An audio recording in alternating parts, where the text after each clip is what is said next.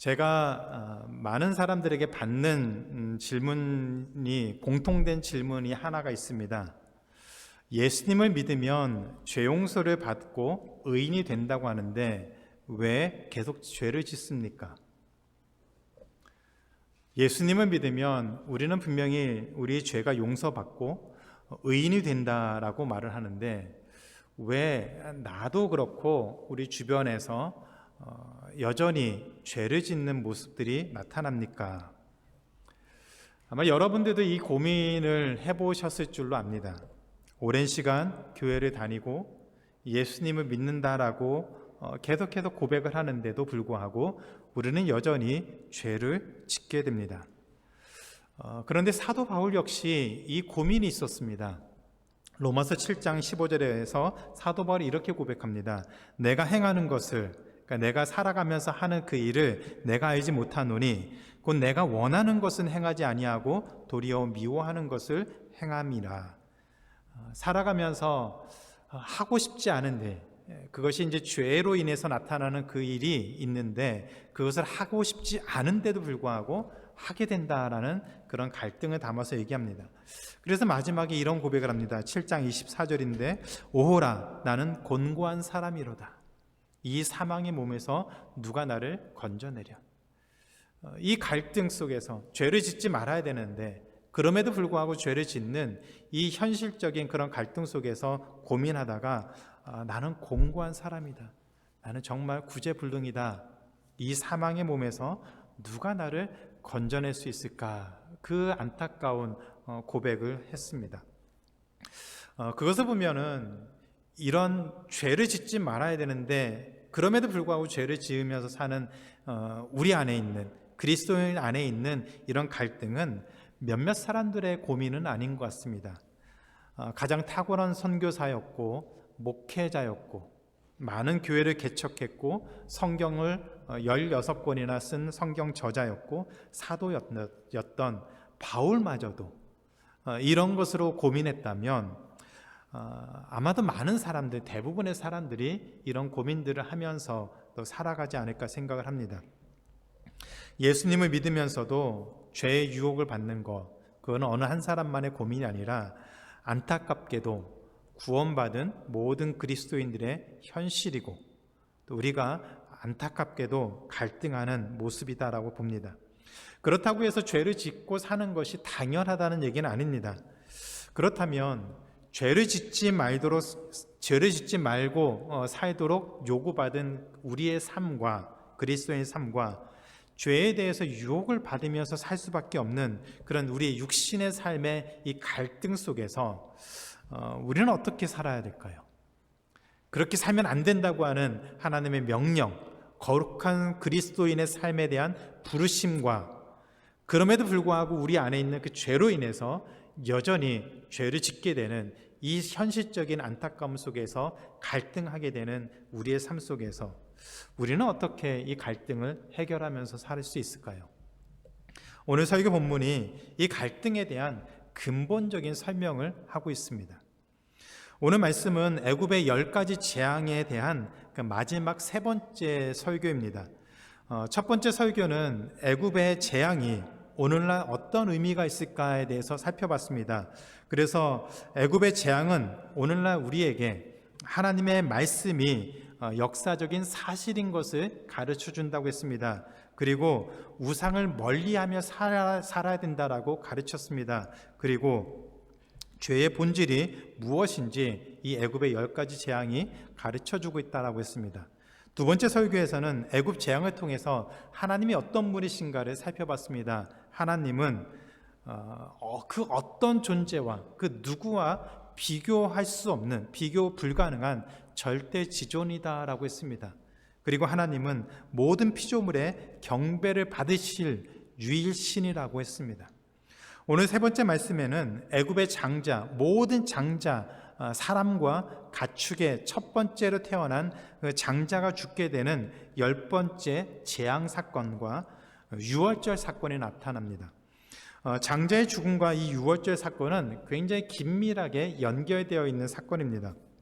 이로 인해서 이스라엘 백성은 애굽을 빠져나와서 이제 광야로 가고 가나안 땅으로 갈 수 있는 극적인 그런 상황이 되었습니다. 이 말씀을 통해서 죄를 짓고 살면 안 되는 거룩한 삶을 살도록 부름받은 그리스도인의 삶과, 그럼에도 불구하고 죄를 지을 수밖에 없는, 그 죄에 대한 유혹에 빠질 수밖에 없는 그런 우리의 육신의 삶, 그 유혹 속에서 갈등하는 그리스도인으로서 우리가 어떻게 구원을 받았고 어떻게 성화, 거룩한 삶을 살아낼 수 있는지 오늘 말씀을 통해서 같이 한번 살펴보려고 합니다. 두 가지 사실로 함께 살펴보려고 하는데, 이 말씀은, 오늘 말씀은 굉장히 우리 신앙에 굉장히 중요합니다.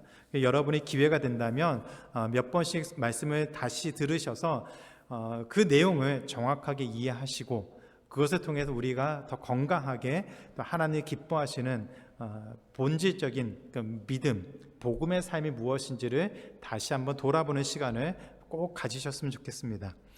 첫 번째는, 유월절 사건은 예수 그리스도만이 우리의 구원이라는 복음의 핵심입니다.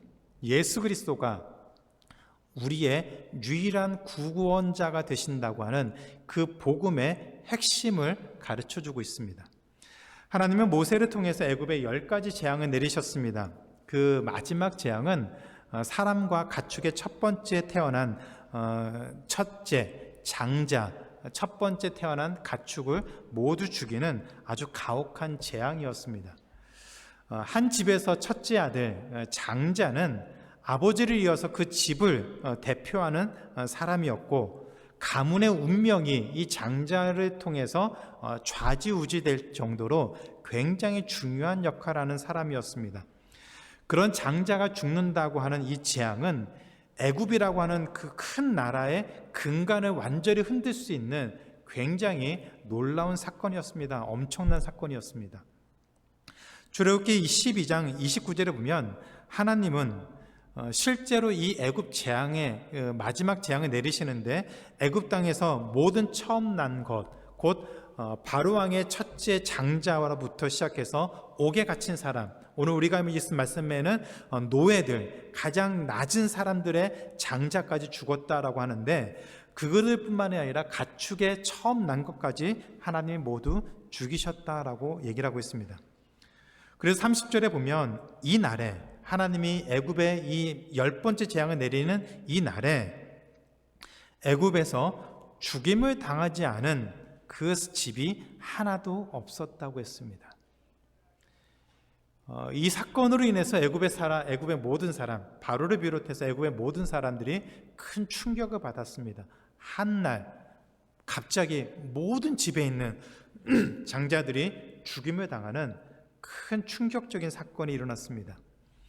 그로 인해서 바로는 더 이상 애굽의 이스라엘 사람들을 잡아뒀다가는 더 큰, 이것보다 더 심한 하나님의 재앙이 일어날 것에 대한 두려움 때문에 모세를 불러서 이스라엘 모든 백성들을 데리고 애굽을 떠나라고 추방 명령을 내렸습니다. 이로 인해서 이스라엘 백성이 애굽을 빠져나올 수 있는 기적적인 일이 일어나게 되었습니다. 애굽에서는 이런 장자가 죽임을 당하는 아주 가혹한 재앙이 일어났었는데, 이스라엘이 살고 있는 고센 땅에는 다른 이벤트가 진행되고 있었습니다. 출애굽기 12장 1절부터 14절에 보면은 하나님은 모세를 통해서 이스라엘 각 가정마다 어린 양을 잡고 집 좌우의 문설주와 임방에 그 피를 바르라고 했습니다. 사진에 보시면은 대략 비슷한 그 장면이 나오는데, 어린 양의 피를 집 문설주와 임방에 발라서 그 집 안에 들어가서 그 잡은 어린 양의 고기를 가족 또는 가족의 수가 적으면 이웃을 초대해서 같이 그 양의 고기를 먹으라고 했습니다. 그러면 하나님이 애굽 전 온 땅을 다니면서 그 집안에 있는 장자를 죽이실 때에 그 문설주에 있는 어린 양의 피를 보고 그 집을 넘어가신다고 했습니다. 다음 표를 보시면은 그냥 대략적인 개념이 있습니다. 각각의 가정에 장자, firstborn이 있는데 그 문설주에 어린 양의 피가 있는 그 집은 유월, 넘어간다, 패스오버이라는 말이 거기서 생긴 겁니다. 넘어간다. 죽이지 않고 넘어가고 그 집 문설주에 피가, 어린 양의 피가 있지 않는 그 집에 있는 그 장자는 죽임을 당하는 그런 놀라운 재앙을 하나님이 일으켰습니다. 그래서 여기에서 유월절이라는 단어가 생겼습니다. 유월한다, 넘어간다, 패스오버라는 그 말이 생겼습니다. 여기에서 중요한 사실은 이스라엘의 모든 집 안에 장자가 있었다는 점입니다. 이스라엘의 모든 집 안에 장자가 있었습니다. 그럼에도 불구하고 하나님은 그 장자가 있다는 것을 분명히 아셨음에도 불구하고 이스라엘의 집 안에 있는 그 장자를 죽이지 않았습니다. 그 이유는 문설주에 발라져 있는 그 피를 보고 하나님이 넘어가셨기 때문입니다. 이 유월절 사건은 우리가 죄 사함을 받아서 의인이 되고 하나님이 우리를 의인으로 부르셨다고 하는 그 칭의, justification을 가장 잘 설명하는 사건입니다. 요한복음에는 예수님을 세상 죄를 지고 가는 하나님의 어린 양으로 소개를 하고 있습니다. 사도 바울은 고린도전서 5장 7절에서 예수님을 유월절 어린 양으로 오셔서 죽임을 당하셨다라고 그렇게 소개를 하고 있습니다. 이때 우리는 죄인이었다라고 얘기를 합니다. 그래서 사도 바울은 로마서 5장 8절 9절에서 우리의 상태를 이렇게 얘기합니다. 한번 같이 읽겠습니다. 시작. 우리가 아직 죄인 되었을 때에 그리스도께서 우리를 위하여 죽으심으로 하나님께서 우리에 대한 자기의 사랑을 확증하셨느니라. 그러면 이제 우리가 그의 피로 말미암아 의롭다 하심을 받았으니 더욱 그로 말미암아 진노하심에서 구원을 받을 것이니. 이스라엘 백성의 그 집 안에 장자가 있었지만 문설주에 발라져 있는 그 어린 양의 피 때문에 그 안에 있던 장자들이 살 수 있었습니다. 마찬가지로 우리 안에 죄가 있는데 우리 죄를 대신해서 십자가에서 죽으신 예수님의 그 보혈의 피가, 그 피로 말미암아 하나님이 우리를 의인이다, 우리의 죄를 하나님이 그냥 넘어가서 우리를 의인이다라고 불러주셨습니다. 이것은 법적인 용어입니다. 법원에서 판사가 어떤 잘못을 저지른 사람을 놓고서 판결을 내리는데 분명히 그 사람은 죄가 있습니다. 그럼에도 불구하고 판사가 그를 향해서 not guilty, 무죄라고 판결을 내리는 것과 동일한 모습입니다. 이것을 예수님을 믿어서 우리의 죄가 완전히 없어져서 우리가 아주 깨끗한 사람, 죄가 없는 아주 순수한 사람이 되었다라고 착각하면 안 됩니다. 문설주에 바른 어린 양의 그 피를 보고 하나님이 그 집을 넘어가서 그 집 안에 여전히 살고 있고 존재하는 그 장자가 살아났던 것처럼 여전히 우리 안에는 죄가 있습니다. 이 죄로 인해서 우리는 죄를 짓게 되고 유혹을 받게 되고 여전히 그 갈등을 하게 되는데, 그럼에도 불구하고 우리 안에 있는 이 죄를 하나님이 알고 계심에도 불구하고 예수님의 그 피를 보시고 우리를 넘어가는 것처럼, 그래서 우리를 의인이다라고 불러주신 것입니다. 그래서 우리는 예수 그리스도의 피로 말미암아 죄인이 아니라 의인이다라고 부름을 받게 됐고, 그로 인해서 더 이상 정죄당하지 않고 자유케 되어서 하나님의 자녀로 살아갈 수 있다라고 부르고 있습니다. 사도 바울은 로마서 8장 1절 2절에서 이 사실을 이렇게 설명하고 있는데 한번 같이 읽겠습니다. 시작. 그러므로 이제 그리스도 예수 안에 있는 자에게는 결코 정죄함이 없나니 이는 그리스도 예수 안에 있는 생명의 성령의 법이 죄와 사망의 법에서 너를 해방하였습니다. 예수 그리스도 안에 있으면 그 피로 말미암아 우리의 죄를 고발하거나 정죄하지 않고 죄와 사망의 법에서 우리가 해방되었습니다. 자유케 되었다고 했습니다.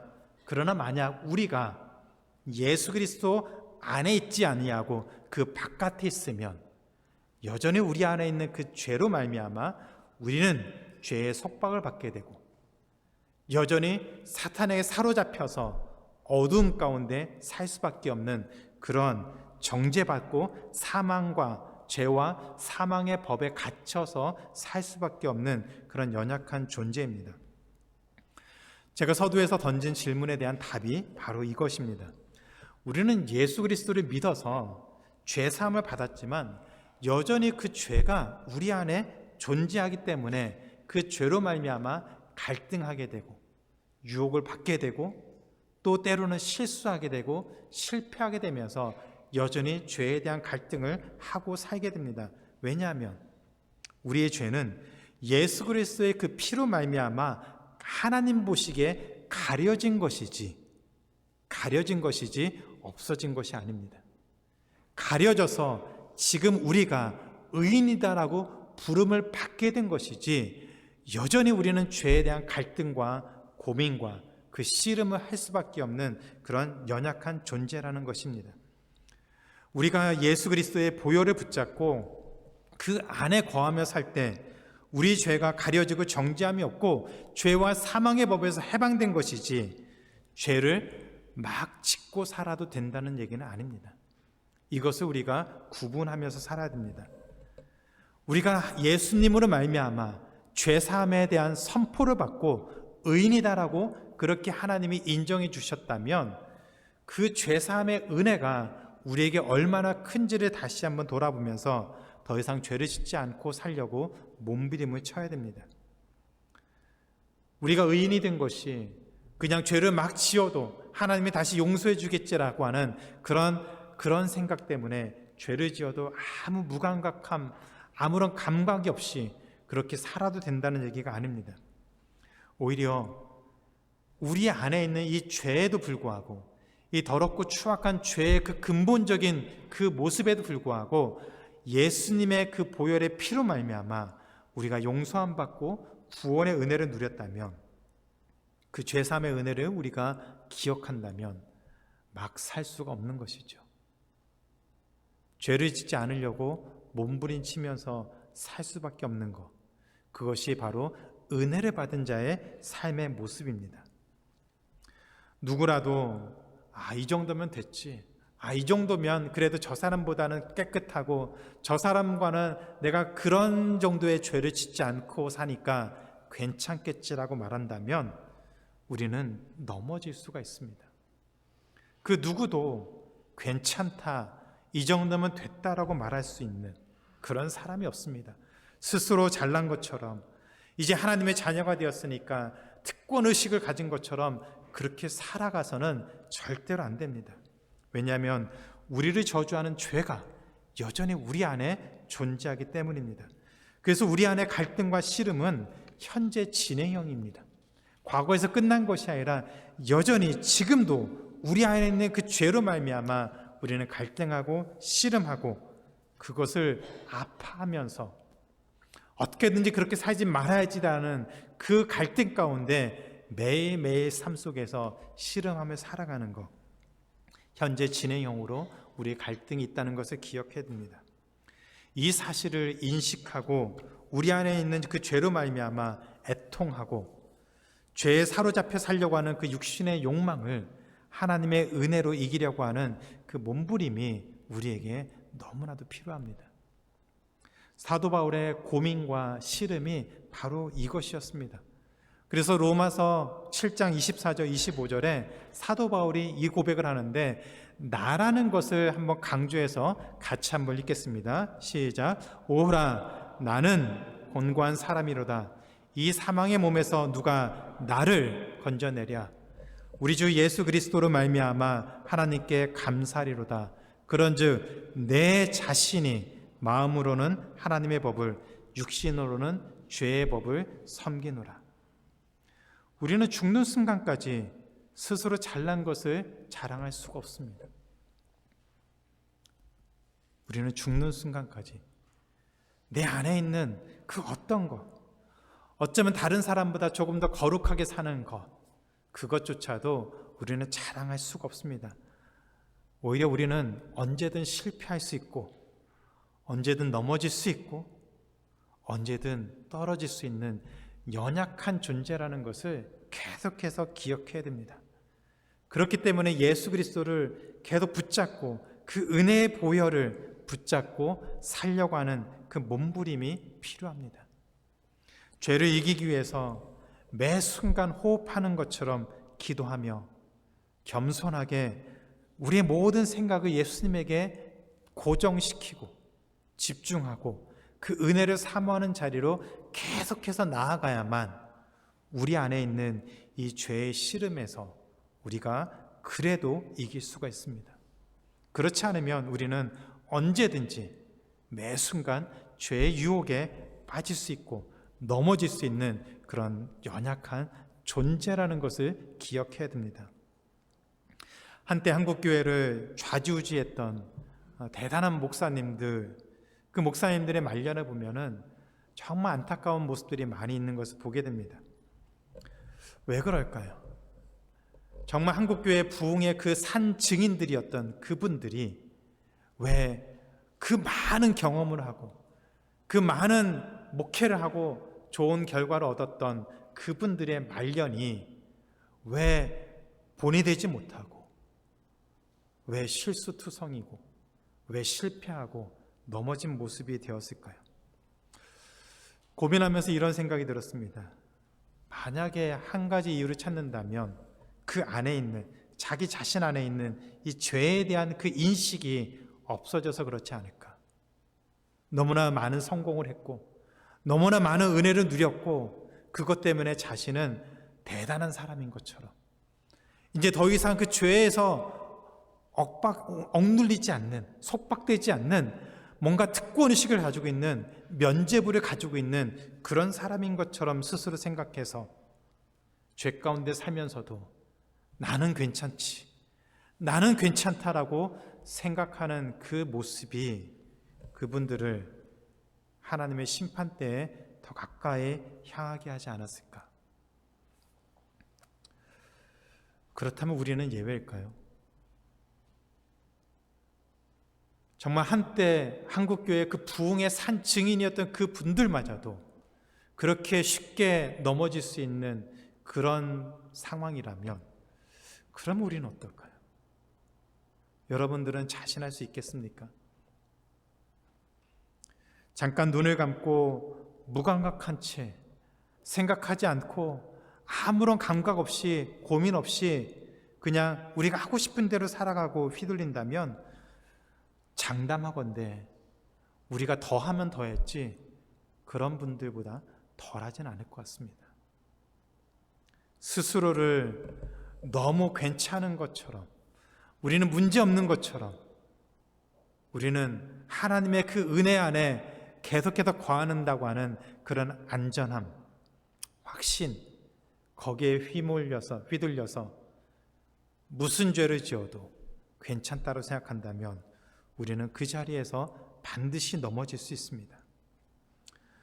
오히려 우리의 죄를 위해서 십자가에 달려 돌아가신 그 예수님의 보혈의 피를 계속 묵상하고 그 은혜를 붙잡고 사모하려고 하는 그 몸부림이 없으면 우리 역시 넘어지고 쓰러질 수밖에 없다는 것을 기억하셔야 됩니다. 이것이 복음의 은혜고 복음의 역사입니다. 2024년이 이제 한 달 남았습니다. 오늘 딱 한 달 남았습니다.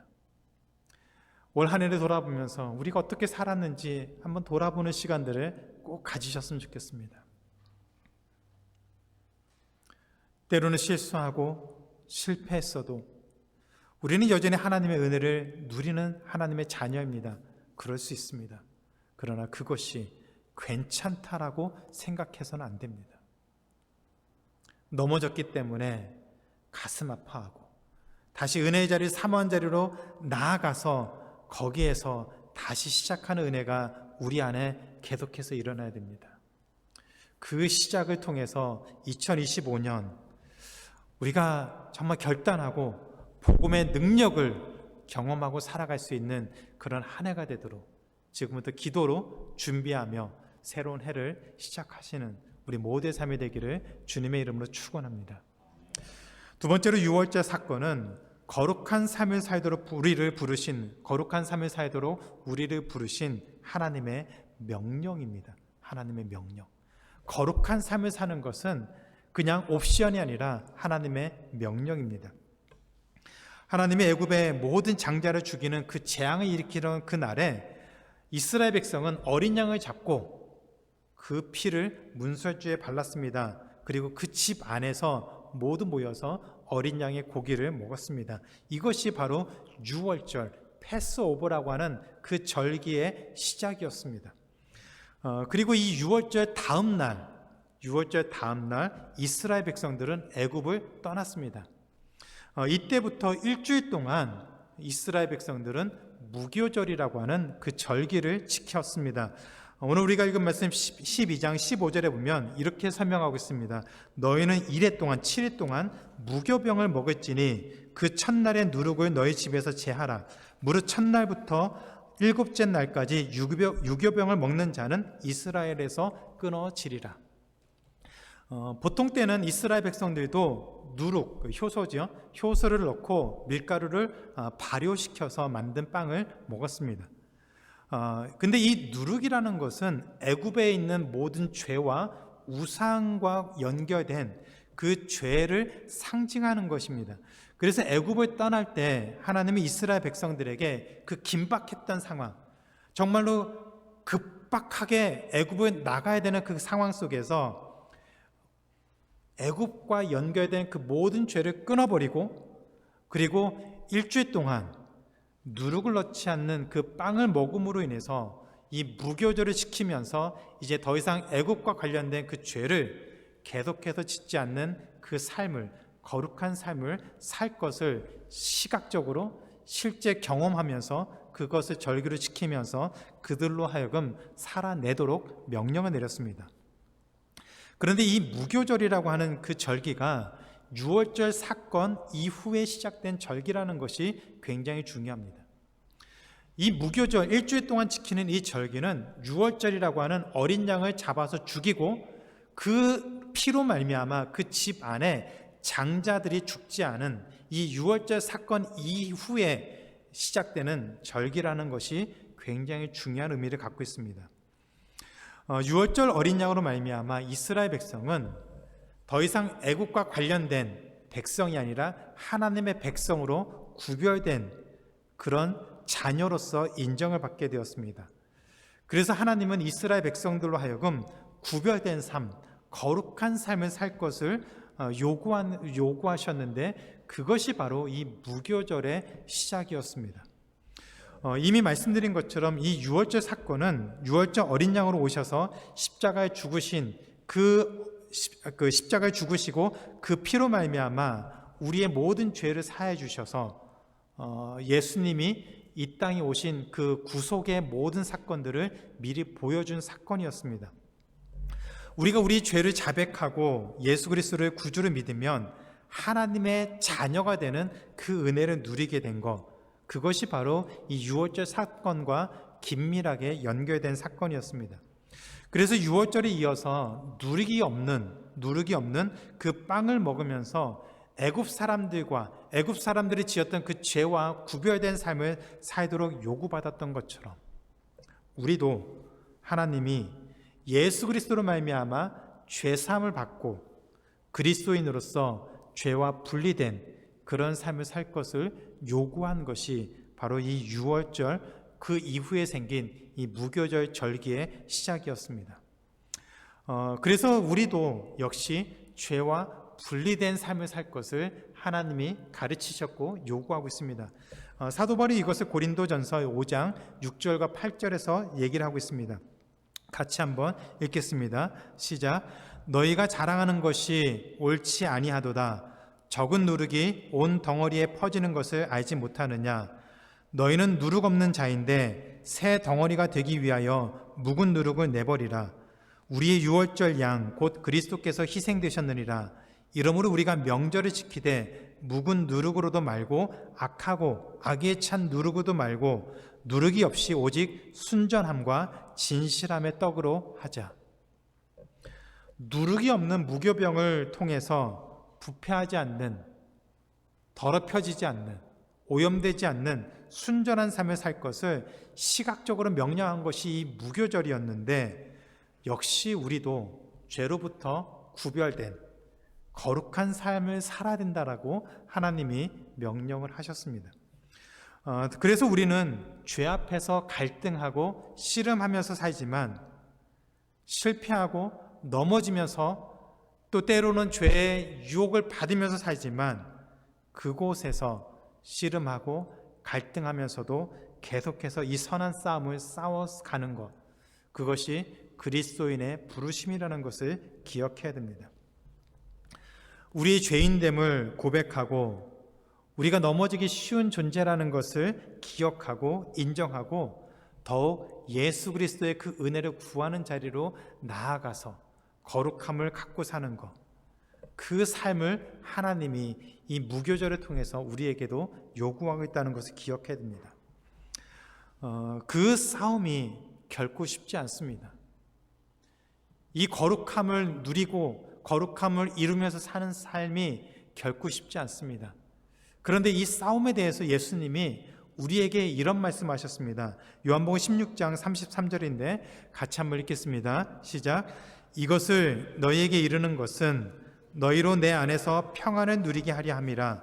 세상에서는 너희가 환난을 당하나 담대하라. 내가 세상을 이기었노라.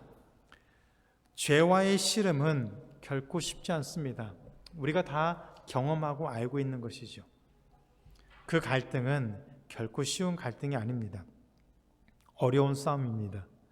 그러나 승리가 보장된 싸움입니다. 승리가 보장된 싸움입니다. 매일매일 삶 속에서 갈등할 수 있지만 다시 일어나고 은혜 자리로 나아가기 위해서 몸부림치며 나아가는 자에게 하나님은 승리를 약속하셨습니다.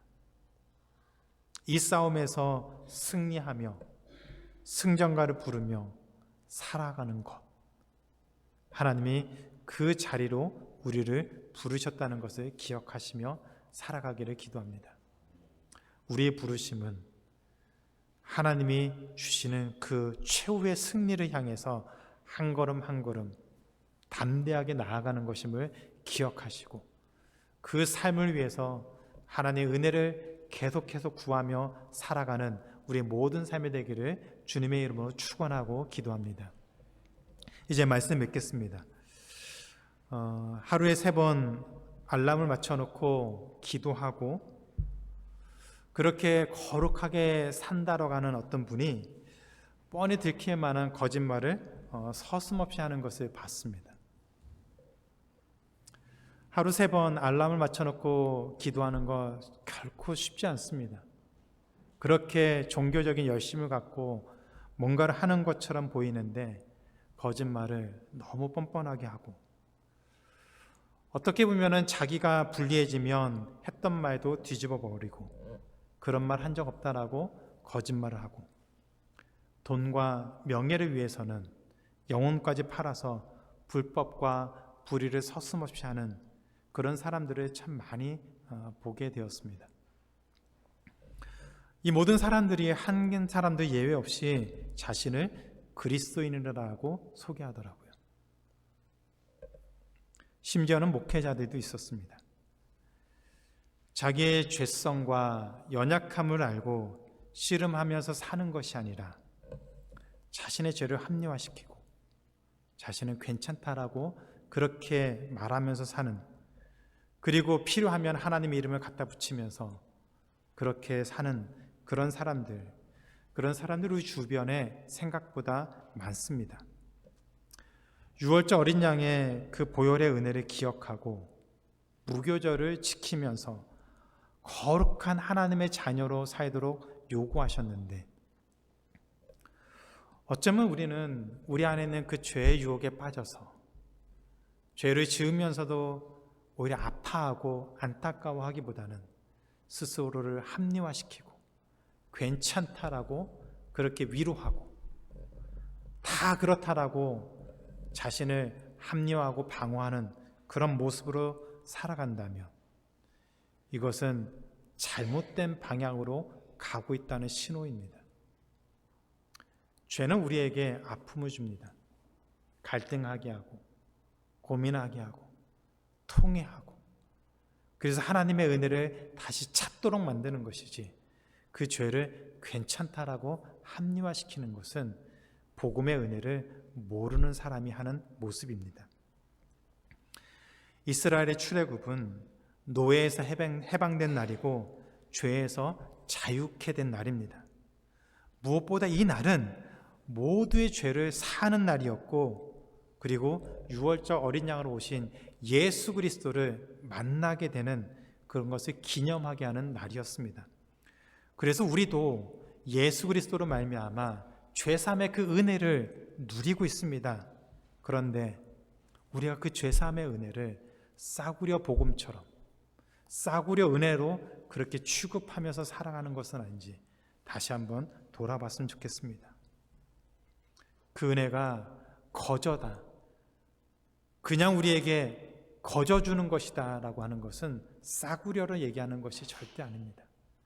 그 누구도 돈으로, 행위로 살 수 없기 때문에 하나님이 그냥 주신 것이지, 그 말이 싸구려라는 얘기는 절대 아닙니다. 그런데 우리가 죄에 대한 그 고민과 갈등 없이 살아간다면 우리는 예수 그리스도의 그 복음의 은혜를 싸구려 취급하는 그런 삶을 살고 있는 것이죠.